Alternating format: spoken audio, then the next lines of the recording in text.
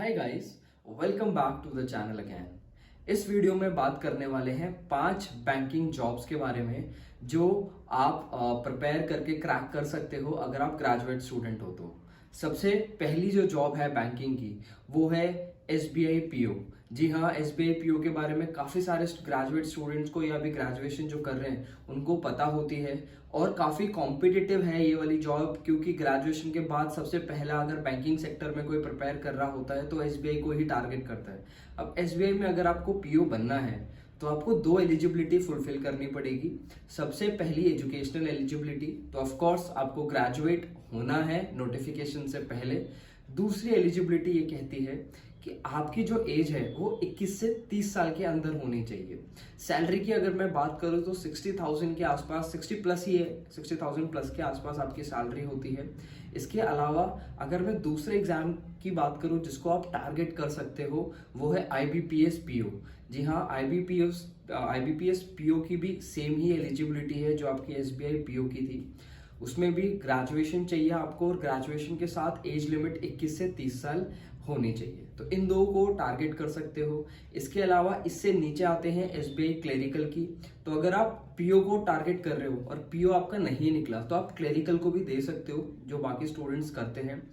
Clerical में salary कम होती है, less than 40 and more than 30 होती है, लेकिन क्लेरिकल में ग्रेजुएशन चाहिए। आपकी जो एज लिमिट है वो 21 से 28 के अंदर होनी चाहिए।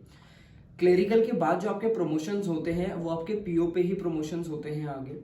तो अगर आप क्लेरिकल के थ्रू जाना चाहते हो तो भी आप जा सकते हो बैंकिंग में। अगर आप ऑफिसर लेवल जो कि आपका बैंक पीओ है उसके थ्रू जाना चाहते हो तो उसके थ्रू भी जा सकते हो। आईबीपीएस में भी यही है, आपको मैंने ऑफिसर का बताया, पीओ का। इसके अलावा आपका क्लेरिकल है, जैसे एसबीआई में क्लेरिकल होता है, तो आईबीपीएस में भी घुसने का एक तरीका आपका ऑफिसर लेवल पे है पीओ क्लियर करके।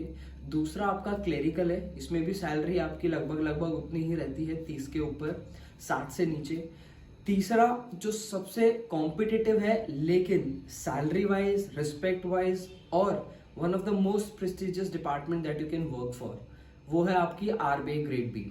जी हाँ, आरबीआई ग्रेड बी में भी आपकी 2 नोटिफिकेशन निकलती है। सबसे पहली तो ग्रेड बी और दूसरी आपकी आरबीआई असिस्टेंट की। तो आरबीआई असिस्टेंट में भी वही सिलेबस है जो आपका बाकी एसबीआई में आईबीपीएस में है, प्रीलिम्स, मेंस और एक एलपीटी। और अगर मैं आरबीआई ग्रेड बी की बात करूं तो आरबीआई ग्रेड बी में आपका प्रीलिम्स होता है, मेंस होता है और इंटरव्यू होता है। प्रीलिम्स में आपके 4 सेक्शंस हैं, आपको पता है, ये क्वांट, रीजनिंग, इंग्लिश, जीए। मेंस में आपके 3 पेपर हैं, English descriptive, economic, social issues, finance management और इंटरव्यू। इसकी जो सैलरी है वो मोर देन 1 लाख है और डिपेंड करता है कि आप कौन से स्टेट में हो।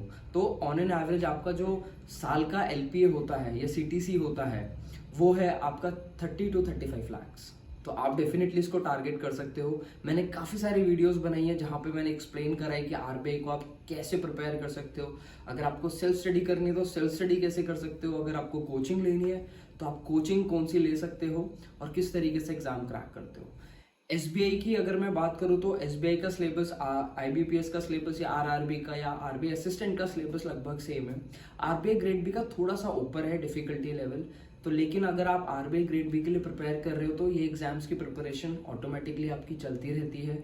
या तो आप आरबीआई ग्रेड बी क्लियर कर सकते हो या फिर उसके साथ बाकी जो एग्जाम्स हैं, 7-8 एग्जाम्स जो मैंने आपको बताए हैं, आप उनको क्लियर कर सकते हो।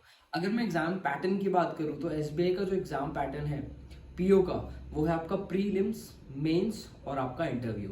अगर मैं आईबीपीएस की बात करूं पीओ की तो उसमें भी आपका ये है प्रीलिम्स, मेंस, इंटरव्यू।